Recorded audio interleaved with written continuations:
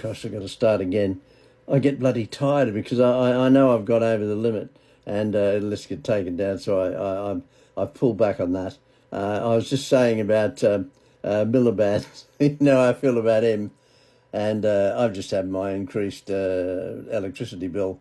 It's gone up from 115 to 181. Thanks very much, Ed. Appreciate that, mate. And, you and your fucking net zero. What's bloody planet is he on? He's on not on the same planet. He doesn't give a shit. He's on loads of bloody dosh anyway, swanning around the world now over there with Gavin Newsom, the bloody governor of California, who's ruined California, the state of that beautiful state under Newsom. And the Democrats can't see it. That's unbelievable, isn't it, how blind they are. And as for you pro-Palestinians, some of the things you're doing in the UK at the moment, shameful, absolutely shameful. And I was listening to the 1 o'clock news on BBC, and they've dedicated about 15 minutes of that to the pro-Palestinians, about Gaza and how bad the Israelis are, etc. The fucking BBC, you are a fucking disgrace. Who started this? Eh? It wasn't the Israelis.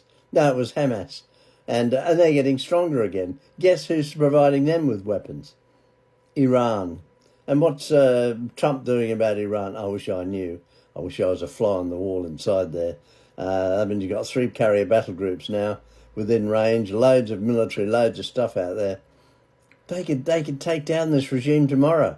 I know the Israelis are very concerned about the nuclear deal. So am I, and we all should be. And it's time for America to step up and stop, you talk the talk, but walk the walk as well now, Donald.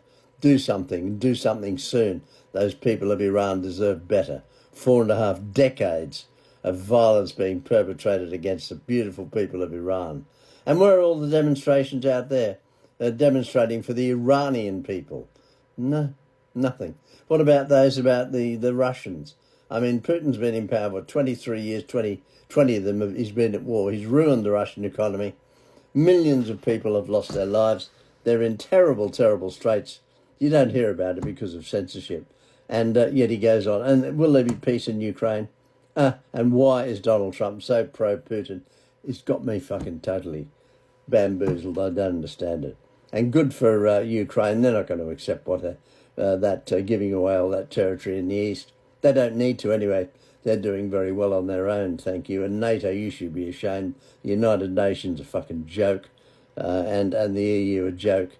And I'll tell you the other thing that gets to me as well. Might as well go on this rant this afternoon.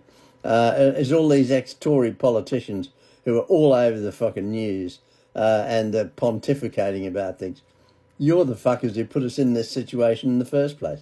So I don't listen to... I can't watch GB News anymore because you got all of those ex-bloody Tory politicians now who are pontificating about everything.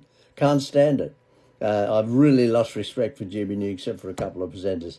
I like Nana, she's okay, and another couple, but the rest of it, fucking rubbish. It's gone like Fox News in America.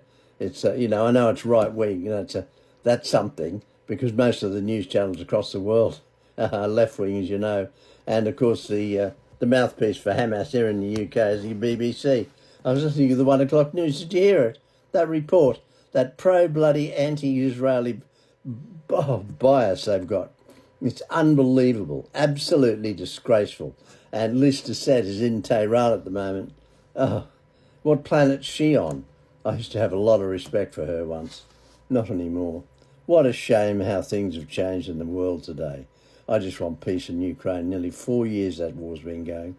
I can't remember the exact date. I think it was the 20th of February. 4 years. The damage, the people who have lost their lives. Oh my God, it's just unbelievable. And still ongoing here in Europe. And NATO, you've sat on the fence and done fuck all. It's pathetic. And, without American support, NATO wouldn't exist anyway. Quite frankly, it's about time the European countries got their act together. And they're now waking up to the fact that they are. And that's thanks to Donald Trump telling them, it's about bloody time we did our own stuff. We've got the capability of doing it. We can do much better than we're doing at the moment. And Rachel Reeves said she's not going to increase the defence spending in the UK. That's a shame. because she hasn't got the money. Well, I can tell you how you can save the money. First of all, scrap those two stupid carriers. Mind you, that'd be a waste of money, wouldn't it? So I guess we can't do that. And what we could do is stop overseas aid, and migrants would be put into these detention centres, and they'd get the fair fucking minimum. I'd cut the cost of each migrant and probably go down by about 75%. You'd have the bare fucking minimum, and you'd be out working every day too. By the way, every single one of you. We could start off with fixing up the potholes right across the UK because they're out of control. There you are. How about that? That's just a thought. That's Pete's thought, by the way. And you can tar me with any brush you fucking like because I don't care. I've got enough on my plate at the moment.